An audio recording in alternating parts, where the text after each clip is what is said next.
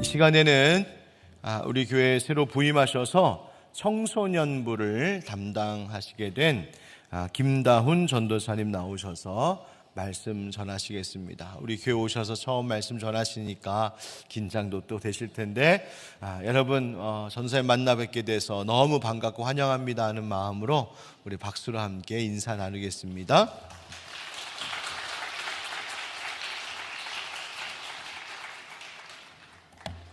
네, 반갑습니다.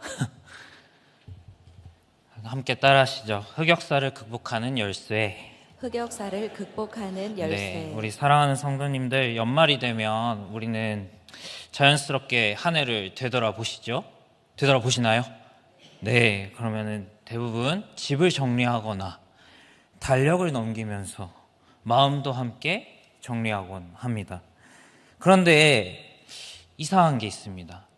연말에 조용히 하루를 마무리하고 있는데 꼭 잠자리에 누우면 갑자기 떠오르는 장면들이 스물스물 올라오게 됩니다. 꼭 잠자리에 누웠을 때 이런 생각들이 올라오는데 그때 왜 그런 말을 했을까? 차라리 그때 가만히 있었으면 좋았을 텐데. 결국 생각이 꼬리를 물다 보면 이불을 덮고 있다가 갑자기 발차기 한 번을 하게 됩니다. 이것을 전문 용어로 세 글자로 이불킥이라고 합니다. 이 어릴 때 이불킥을 하는 줄 알았는데 나이가 한 살 차면서도 아찔한 이불킥은 끝나지 않습니다. 다만 바뀌는 게 있습니다. 성장형이다 보니까 다만 소리는 조금씩 작아지기 시작합니다. 나이 한 살 먹으면. 근데 그 이불킥 속에는 정말 수많은 감정들이 포함되어 있습니다. 또 마음속에서는 더 크게 울릴 뿐입니다. 어느 노래 가사에 이런 말이 있습니다. 알리라는 가수가 부른 지우개입니다. 지우개로 지울 수만 있다면 100번이고 모두 다 지우고 싶어. 여러분 참 공감되시는 말이죠? 네. 말 한마디, 선택 하나, 믿음으로 살지 못했던 순간들, 하나님 앞에서 부끄러웠던 장면들, 지우개가 있다면 정말 다 지워버리고 싶은 기억 하나쯤은 우리 모두 하나씩은 가지고 있습니다. 오늘 본문에도 우리와 같이 흑역사를 야물딱지게 쓴 한 사람이 있습니다. 이게 문제입니다. 문제. 어렵지 않습니다. 네.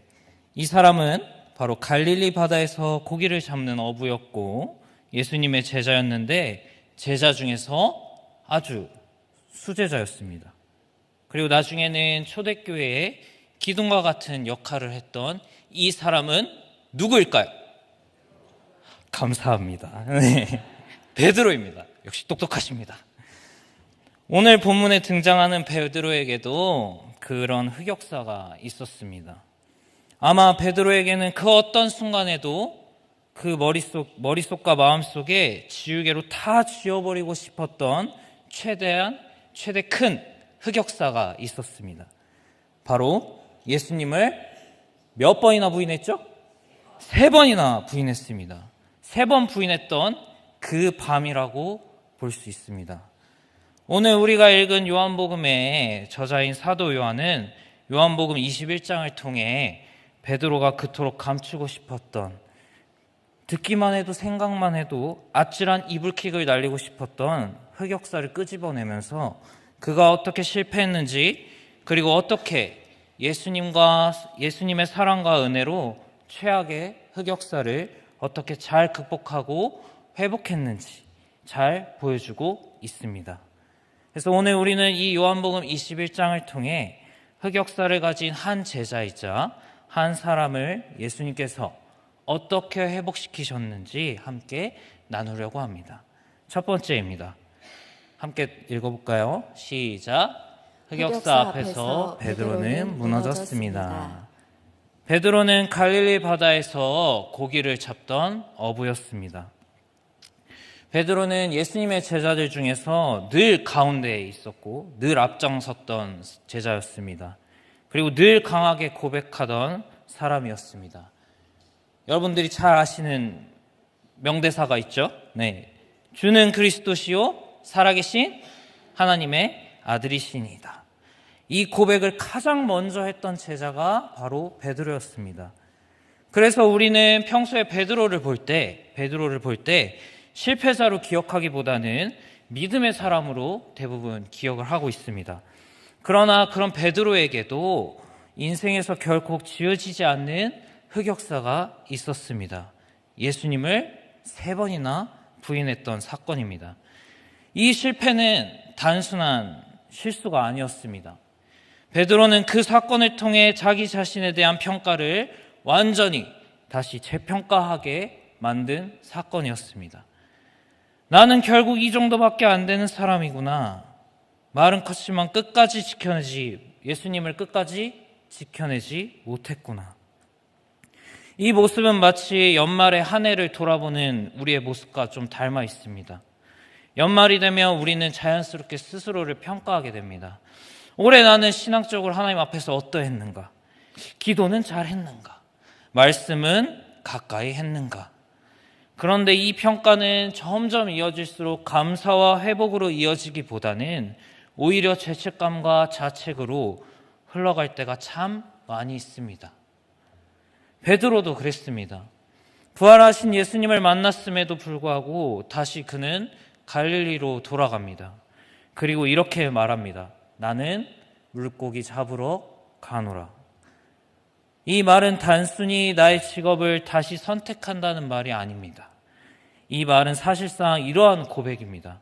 나는 다시 부르심의 자리에 설 수가 없으니 나는 다시 사명을 이어갈 자격이 없다.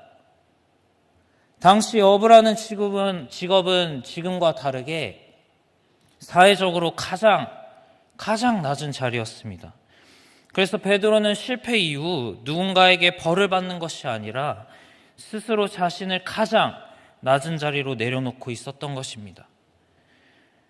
죄책감은 우리를 회개로 이끌기보다는 때로는 포기로 이끄는 경우가 많이 있습니다. 그리고 하나님께서 주신 그 은혜를 붙잡기보다는 스스로 자책하고 낮은 자리로 파고 들어가게 만드는 경우가 있습니다. 우리 사랑하는 성도 여러분, 연말에 우리는 가장 조심해야 될 것들이 있습니다. 한 해를 되돌아보면서 베드로처럼 스스로 너무 빨리, 너무 냉정하게 평가하는 순간들이 있지 않습니까? 그리고 때로는 흑역사를 발견해 자책하곤 합니다. 올해도 별로였어. 나는 여전히 부족한 것 같아. 내가 그때 왜 그랬을까? 이러한 평가들은 우리를 다시 일어서게 하기보다는 오히려 옛자리로 돌아가게 만들고 있지 않은지 돌아봐야 합니다. 결국 자신을 정죄하는 시간이 되어서는 안 됩니다. 두 번째입니다. 함께 읽어보실까요? 시작. 예수님은 찾아오셔서 사랑으로 흑역사를 회복시킵니다.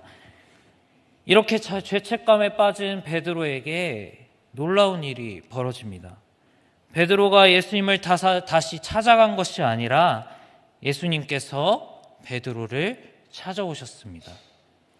더 놀라운 사실은 베드로와 제자들이 처음에는 예수님을 알아보지 못했다는 것입니다. 왜 그랬을까요? 왜 이 제자들은 예수님을 알아보지 못했을까요? 바로 흑역사와 죄책감에 사로잡힌 사람은 주님을 알아보지 못합니다. 실패한 마음은 하나님께 향한 시야를 흐리게 만들고 하나님의 임재를 느끼지 못하게 만듭니다. 그렇게 제자들은 밤새도록 그물을 던졌지만 아무것도 잡지 못한 제자들, 그렇게 지치고 낙심한 그들에게 예수님은 말씀하십니다. 그물을 배 오른편에 던져라. 그 말씀에 순종했을 때 처음 예수님을 만났던 그 순간처럼 그물이 찢어질 정도의 고기가 잡히게 됩니다. 그제서야 제자들은 깨닫기 시작합니다. 그리고 이렇게 고백합니다. 아, 주님이시다.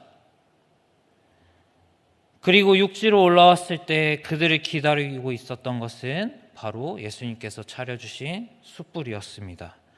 그리고 그 위에는 물고기와 빵이 놓여져 있었습니다.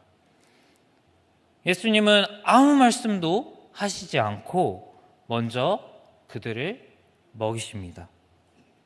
여기서 우리는 예수님의 침묵을 통해 예수님의 마음을 보게 됩니다.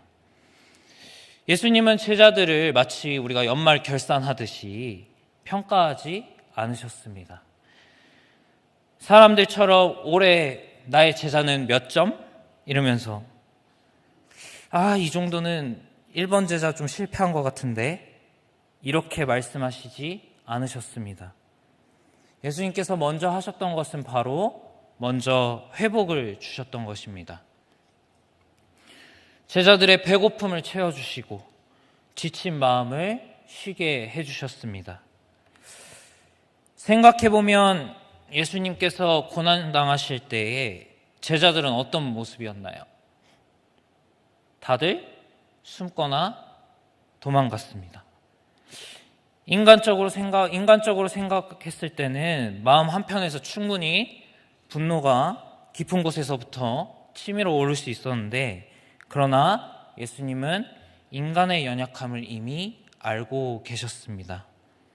넘어질 것도 그리고 실패할 것도 다 아셨습니다. 그래서 예수님은 원망하지 않으시고 제자들을 억압하지 않으시고 조용히 제자들의 일상 가운데 찾아오셨습니다. 예수님은 제자들이 도망간 것도 부인한 것도 다 알고 계셨습니다. 그럼에도 불구하고 예수님은 이들에게 책망하기보다는 회복을, 정죄하기보다는 사랑을 먼저 선택하셨습니다. 그래서 예수님은 실패의 장소와 순간들을 피하지 않으셨습니다. 오히려 그 장소와 순간들을 회복의 장소로 바꾸셨던 분이셨습니다. 그렇게 예수님께서 제자들을 먹이신 후 조용히 시간이 흘렀습니다. 그때 예수님께서 베드로를 부르십니다. 그리고 예수님은 베드로에게 단 하나의 질문을 던지십니다. 시몬아, 베드로야, 내가 나를 사랑하느냐? 예수님은 너는 왜 나를 부인했냐? 왜 도망갔어? 왜 나와의 약속을 지키지 못했어? 이런 질문을 하지 않으셨습니다. 예수님의 질문은 우리 마치 부모님들이 아이를 혼낼 때 너 저번에 이랬잖아, 이런 질문이 아니라 관계를 회복시키는 질문을 먼저 하셨던 것입니다. 이에 베드로는 대답합니다. 주님, 그렇습니다. 제가 주님을 사랑하는 줄 주님께서 아십니다. 그리고 예수님은 이 질문을 한 번이 아닌 몇 번을 했을까요? 3번을 다시 물어보십니다. 베드로가 예수님을 3번 부인했던 그 횟수만큼 다시 물어보십니다. 예수님은 베드로의 흑역사를 한 번에 지워버리시는 분이 아니라 사랑의 질문을 통해 차근차근 회복시키는 분이십니다. 이 3번의 질문은 베드로를 괴롭히기 위한 질문이 아니라 베드로의 마음 깊숙이 박혀있던 죄책감과 자책을 하나씩 풀어내는 과정이었습니다. 우리 사랑하는 성도 여러분, 예수님께서는 오늘도 동일하십니다.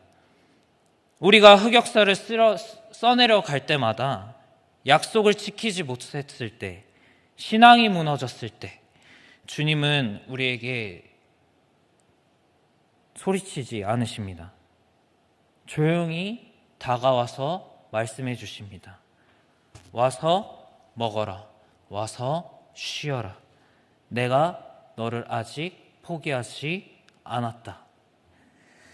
특히 연말이 되면 우리는 스스로에게 너무 냉정해질 때가 너무나 많이 있습니다. 왜 이것밖에 못했나? 올해도 별로였구나. 내년에 열심히 해야지. 그러나 예수님은 연말에 우리에게 이렇게 말씀하십니다. 아직 끝나지 않았다. 내가 여전히 너와 함께한다. 우리 못해도 다시 시작할 수 있다. 그러니 내가 찾아올 때까지 딱 기다려라. 즉 우리의 흑역사를 극복하는 열쇠는 바로 예수 그리스도밖에 없다는 것입니다. 이제 말씀을 마치려고 합니다. 지우개로 씌워버리고 싶은 흑역사에 사로잡혀 살아가는 인생보다 베드로처럼 다시 주님의 부르심 앞에 서는 모습을 기억하길 원합니다. 연말과 동시에 이제 곧 2026년이 다가옵니다. 연말은 평가의 시간이 아니라 바로 회복의 시간입니다. 우리의 신앙의 여정의 굴곡이 이렇게 심하더라도 예수님께서는 여전히 우리에게 사랑과 용기를 주십니다. 그리고 오늘날 성경에서만 그런 것들이 주어지는 것들이 아니라 오늘날 우리에게도 계속해서 동일하게 주어지고 하나님의 사랑은 여전히 우리에게 존재합니다. 그래서 신앙의 굴곡이 하락곡선일 때 제가 믿음이 부족해서 제가 신앙이 요즘 안 좋은 것 같아요. 이렇게 대답하기보단 내가 하락곡선에 있을지라도 지금 내 믿음이 너무나 부족하다고 느껴질 때에도 예수님께서는 여전히 나를 사랑하시고 용서해 주시고 반드시 사명을 부여하심을 통해 다시 상승 곡선으로 탈 수 있게 도와주심을 기대하는 마음으로 있어야 하는 것입니다. 그리고 흑역사가 가져다주는 고난과 아픔 가운데서도 하나님께서는 늘 나와 함께 하신다는 것을 잊기보다는 예수님께서 반드시 이 고난과 아픔 가운데서도 나에게 찾아오셔서 반드시 회복시켜 주신다라는 그 믿음 사명 하나, 이 사명 하나 지키며 연말을 잘 정리하는 시간을 보내고 흑역사에만 머물지 말고 회복을 기대하며 다시 주님의 부르심 앞에 서는 우리 하늘빛 광성교회 모든 성도님들 되길 예수님의 이름으로 소망합니다.